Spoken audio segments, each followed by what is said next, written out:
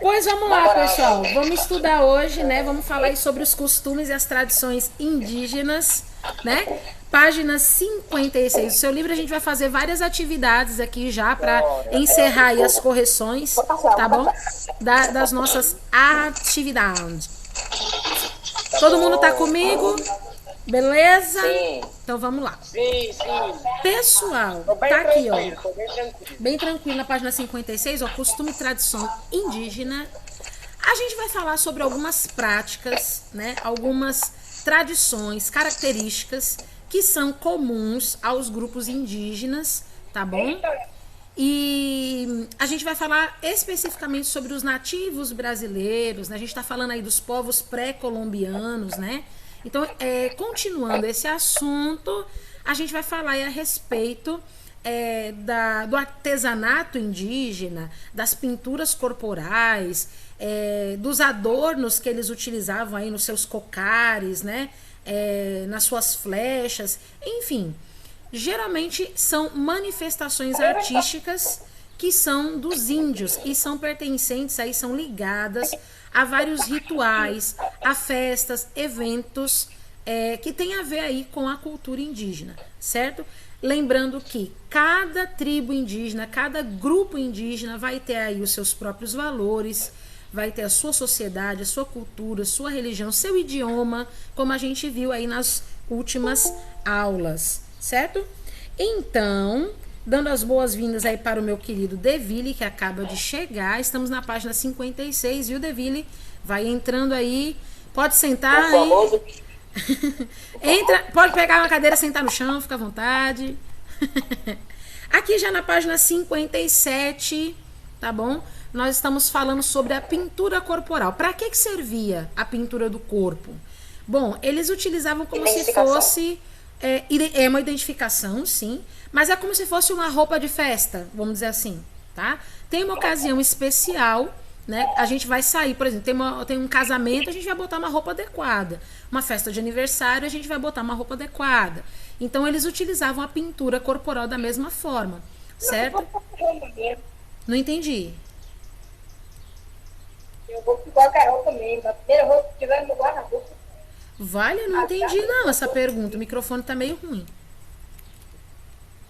Coloca o fone de ouvido, vai ficar melhor. Eles usar para caracterização, por exemplo, de pajés ou para definir sociedades. Sim. Esse tipo de identificação, né? Além de tornar evidente o grupo que eles pertenciam, também servia para identificar aí quem que era quem dentro da tribo, né? Se era o pajé, se era o cacique. E aí dentro desses grupos, eles utilizavam uma pintura que era feita com urucum, certo? Urucum é uma coloração avermelhada que a gente retira aí de uma plantinha, né? E o preto era retirado aí do genipapo, que é uma espécie de uma fruta, né? Eu nunca vi genipapo na vida, mas eu acredito que é isso. Porque meu pai tomava suco de genipapo, então eu acho que genipapo é um fruto. Então eles faziam também a arte em madeira, né? Eles faziam muitas estatuetas. Pronto. Eles usavam aqui muitas estatuetas que tinham a forma de um ser humano, né? Eles faziam aí máscaras, né? Para poder utilizar também aí nessas identificações. E geralmente a cerâmica também era uma importante representação artística indígena. A gente vê aqui, ó, nessas imagens, a cerâmica sendo utilizada aí por eles nas suas arquiteturas, né? Nas suas, na verdade, não é bem arquitetura, é escultura, não é isso? Então a gente consegue ver aqui algumas produções que para eles faziam todo sentido, mas sempre voltado aí para um costume ritualista, para algo religioso, certo?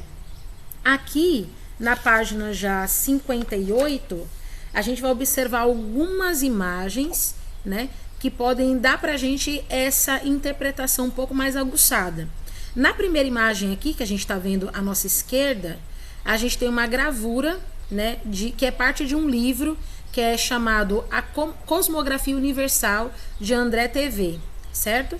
Isso aqui foi publicado em 1575. Aqui você pode ver a imagem do índio, que ele utilizava algumas aplicações em madeira no rosto, né? Existem tribos que fazem isso, né? Você já deve ter visto tribos indígenas que utilizam a aplicação de madeira, né? Passando assim pela pele do rosto. Isso também é uma identificação tribal. Aqui na sua direita, aliás, na sua esquerda, a gente tem uma imagem de uma gravura feita por Jean Baptiste Debré, né? Um artista aí que costumava pintar imagens de ocorrências do período aí da colônia, né? Da colonização brasileira. Aqui vocês estão vendo mulheres e homens dentro do mesmo ambiente, mas os homens estão aqui se adornando para algum evento, ou pode ser um evento ritualístico, né? Um ritual, né? Um ritual religioso, ou pode ser até mesmo talvez uma saída para caçar, alguma coisa nesse sentido. Enquanto que as mulheres estão ali cuidando das crianças e trabalhando com esses adornos. Já aqui, você já percebe não somente a pintura nos corpos, mas também você já percebe a questão das roupas, a coloração das roupas. A cor da roupa também é muito importante, né, para essas questões que envolvem aí a expressão de ritual religioso. Aqui, ó, as crenças e a guerra, né? Entre os diferentes povos indígenas, a gente percebe que as crenças são expressas por meio dos mitos, das lendas e dos rituais, né? E quando eles se preparam para as guerras, né, e para os conflitos, eles também passam por processos de muita transformação. A gente também vai falar um pouco da religiosidade indígena, né, que ela é fundamentada na necessidade de cada um dos povos compreender o mundo. Então, eles são politeístas, né? Eles creem em vários deuses, e a grande maioria dos deuses que eles acreditam está ligada a fenômenos da natureza, como, por exemplo, a chuva, o vento, o trovão, o raio, que são elementos também que vão ser considerados importantes para as colheitas, né? Para que eles tenham boas colheitas, e também eles costumam cultuar astros importantes como o Sol e a Lua. Eles também consideram as matas como se fosse um deus, os animais, né? Por isso que eles respeitam a natureza muito fortemente, porque eles acreditam que a natureza é um deus. E os indígenas, eles também acreditam, né, e tentam viver em comunhão com esses elementos da natureza. Eles procuram não destruir a natureza, porque eles sabem que é da natureza que vem o lugar onde eles moram, a sobrevivência da comida. Então, desde que um indígena nasce até a morte dele, todos os desejos desses indígenas sempre vai ser submetidos aí a esses espíritos que eles acreditam, né, que a gente chama esse tipo de religião de animismo. É quando você acredita que as coisas assim, da natureza possuem, vamos dizer assim, forças sobrenaturais, né? Então o animismo é adquirido de geração a geração, e eles costumam acreditar que os elementos da natureza têm sim vida, certo? Aqui na página 60 ainda podemos ver que para alguns povos, por exemplo, como os Craô, que é uma tribo indígena, o espírito ele está em todas as coisas, nas plantas, no sol, na lua, na água, no vento. Então o cotidiano deles, a base da ideia deles do cotidiano, do dia a dia, é que eles precisam sempre estar agradando esses espíritos como seres, né, que decidem, que intervêm sobre as escolhas da vida deles, né? E isso tem muitas histórias e muitas lendas que eles costumam contar para poder explicar aí a sua crença, né?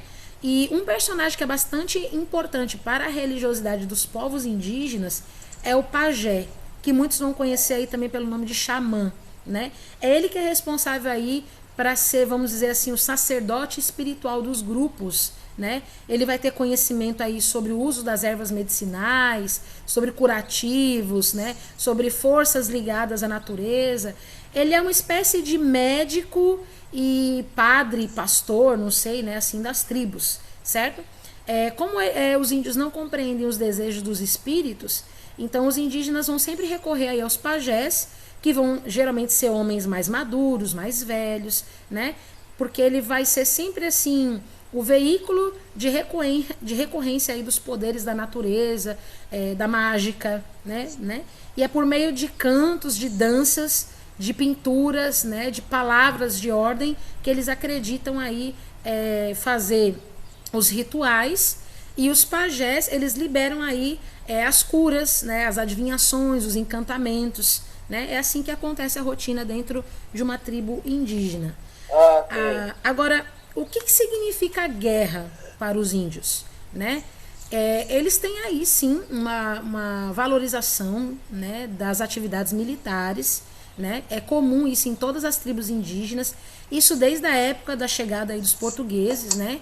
Todas as pessoas que participaram aí desse período de colonização escreveu a respeito aí dos numerosos guerreiros que sempre eram mobilizados, né, para os confrontos contra os inimigos, né? Então isso daí é uma estrutura de proteção que eles têm bem organizado, né, contra ataques, né, que possam ser administrados contra eles, né? Então eles vão usar o quê? Eles vão utilizar essas duas palavras aqui que são palavras fora do nosso cotidiano, paliçadas e fossos. O que significa?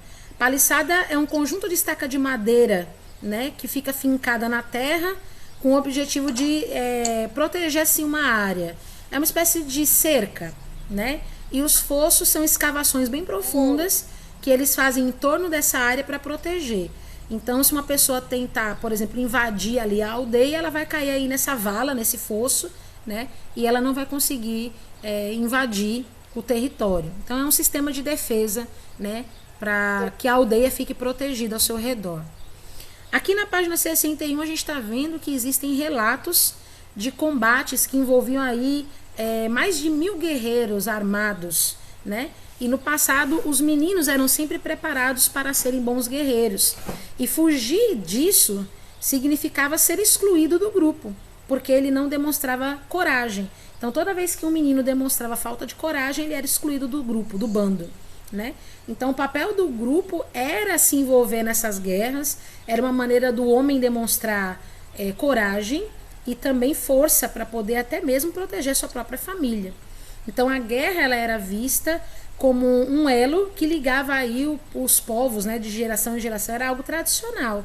E sempre tinha inimizade entre grupos rivais, uma tribo que não ia muito com a cara de outra tribo, né, ou que tinha desejo de vingança por algum acontecimento, vai ver que matou alguém daquela tribo, então a tribo toda declarava vingança contra a outra, e isso ficava aí de geração em geração, tudo para a questão de honrar os seus ancestrais, né? Então todas essas lendas que a gente ouve, que a gente vê por aí, elas são reais, né? E o elemento da guerra para os índios, que acabavam surpreendendo aí os europeus, né, era também o ritual da antropofagia, que eu acho que a gente comentou aqui a aula passada. Eles tinham o costume de comer aí a carne humana, né? Eles tinham esse costume. Então algumas tribos, né, como os Tupinambá, os Amorés, por exemplo, eles tinham esse costume, que hoje para nós é visto como canibalismo, né? Uma prática selvagem, uma prática de gente doida, né? Para eles é algo que demonstrava o quê? Força, né? Por exemplo, morreu uma pessoa muito importante na tribo. Se eu comer um pedaço da carne daquela pessoa, eu vou ficar forte, sábio, inteligente como ele era. Então era mais ou menos isso, né? O entendimento.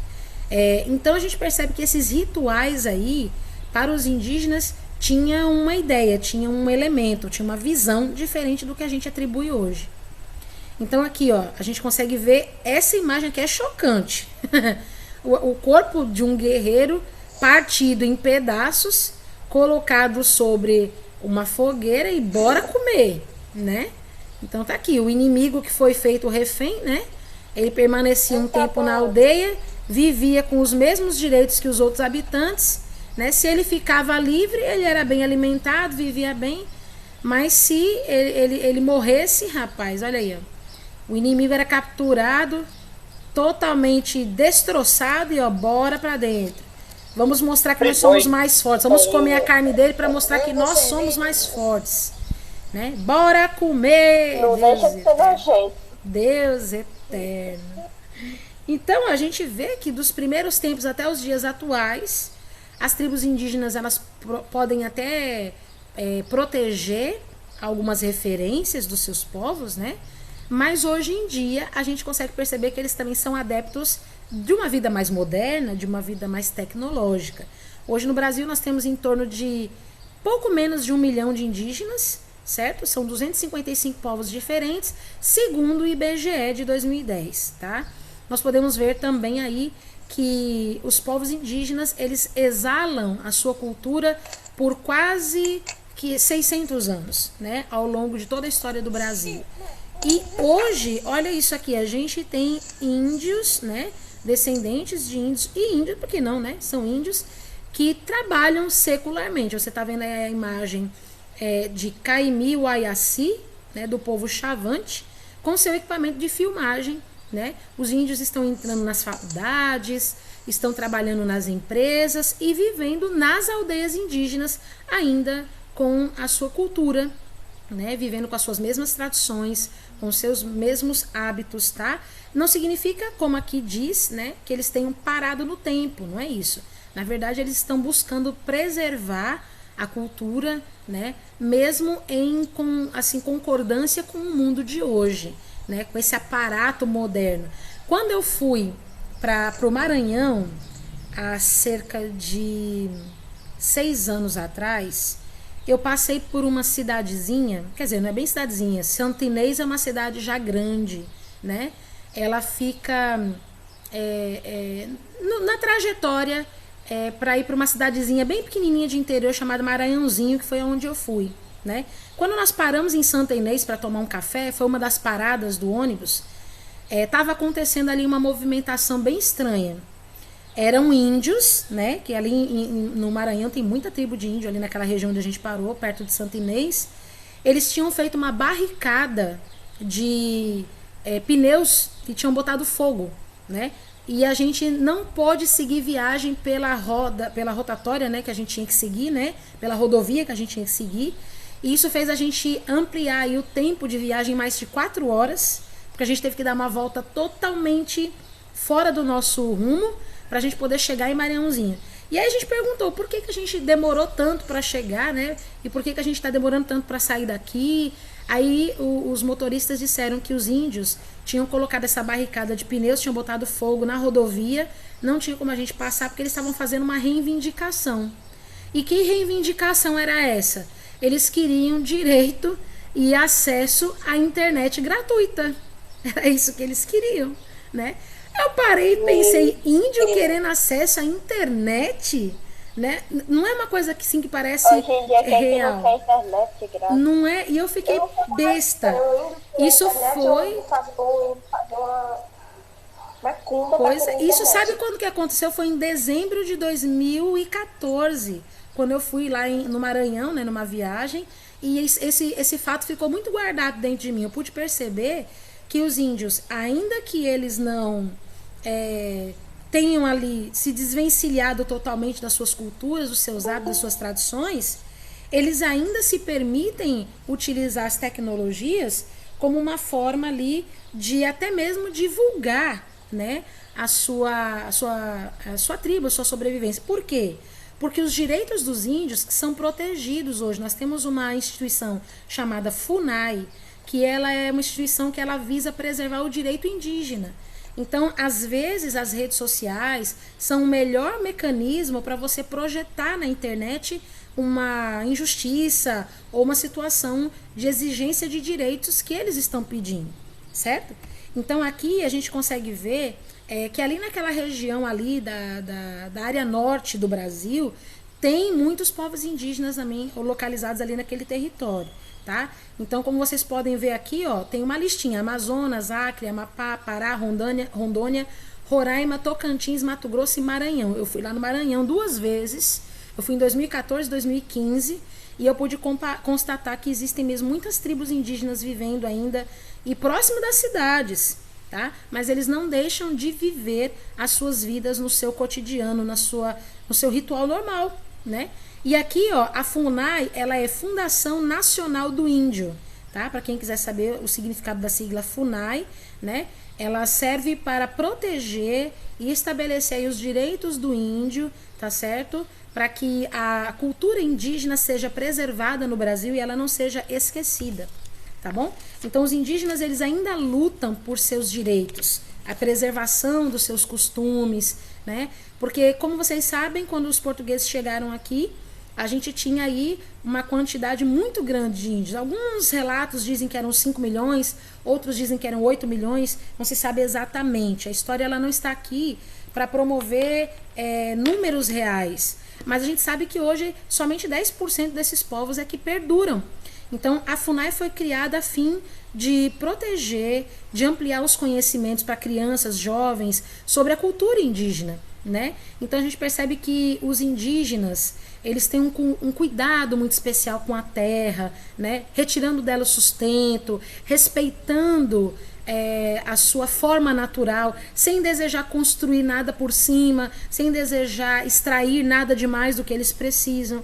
Então, até mesmo a cultura indígena, para nós, ensina muito essa questão de viver em equilíbrio com a natureza, que é muito importante, né? Se nós abríssemos mão um pouco do nosso conforto para viver em harmonia com a natureza, talvez a gente não estivesse vivendo tantos problemas, né? Como talvez até a pandemia, né? Mas isso aí é um assunto para uma outra aula, uma discussão que a gente pode investir num debate, num júri histórico. A gente pode investigar e investir num tempo como esse, tá? Para a gente finalizar aqui a nossa aulinha, né? A gente vai observar aqui algumas questões que vão favorecer aí essa compreensão sobre esse assunto. Então, finalizando aqui, eu digo que muitos problemas ainda persistem, né, no ponto de vista dos indígenas, né? Atualmente a gente pode perceber que várias organizações estão trabalhando para que o direito do indígena seja respeitado, que seja um direito constitucionalmente assegurado, né? Ou seja ali lei mesmo pautada dentro da Constituição brasileira, para que os indígenas tenham acesso e direito às posses de terras que já eram deles antes dos europeus chegarem e tomarem tudo, né? E hoje os índios, alguns deles vivem uma vida bem miserável devido a essa falta de respeito com deixar para eles um pedaço de terra para que eles possam sobreviver, tá? Vamos responder a questão? Eu quero responder a questão com vocês. Quem quer responder a questão comigo? Bora? Ou não bora? Não bora? Não? Bora. Bora. Beleza, gostei, bora. Vamos para a página 64, tá? Aqui tá dizendo assim, ó. É o artigo 31 da Declaração das Nações Unidas sobre os Direitos dos Povos Indígenas, tá bom? Para vocês terem um pouco de contato com algumas leis que são propostas aí para a preservação do povo indígena. Aqui diz, artigo 31, os povos indígenas têm o direito de manter, controlar, proteger e desenvolver seu patrimônio cultural, seus conhecimentos tradicionais. É a página 64, tá? Tem atividade para fazer? É também, 64. A gente vai fazer já. Meu amigo, demorou muito para entrar no Meet, porque toda hora que eu entrava no celular, ou desligava ou descarregava o total. Oh, que triste. Mas agora deu certo? João, pronto, mas não se preocupe que essa aula vai ficar salva, tá bom? Essa aula vai ficar salva lá no YouTube. Eu vou editar, renderizar, mando para vocês assim que pronta, tá bom? Então aqui diz assim, ó. Diga. Eu acho que a única forma de eu conseguir ficar no Meet é ou com o celular 100% ou com o celular de vez em quando plugado no carregador. Porque não é possível. Talvez seja a bateria viciada do celular, né? Eu acho que talvez nem é isso, né? Tipo, o celular demora muito para carregar. Acho que é um Meet que come tanta bateria junto com outro aplicativo. Verdade. E consome demais a bateria. Mas tudo bem. Deixa eu terminar de ler aqui o documento para a gente poder solucionar aqui a questão, tá bom? Deixa eu terminar aqui. Eu tava aqui, ó. Tradicionais e as manifestações de suas ciências, tecnologias e culturas, compreendidos os recursos humanos e genéticos, as sementes, os medicamentos, conhecimento das propriedades da fauna, da flora, tradições orais. Isso aqui é muito importante. O indígena, ele não sabia ler nem escrever no início da colonização. Então, toda a literatura indígena, ela é passada oralmente, né? Hoje já tem indígenas que sabem ler e escrever, os mais jovens, né? Também tem o direito de manter, controlar, proteger e desenvolver sua propriedade intelectual sobre mencionado patrimônio cultural, seu conhecimento tradicional, suas expressões culturais e tradicionais. Ou seja, aqui está dizendo que o índio também pode estudar, pode ir à faculdade, pode ler, pode aprender mais.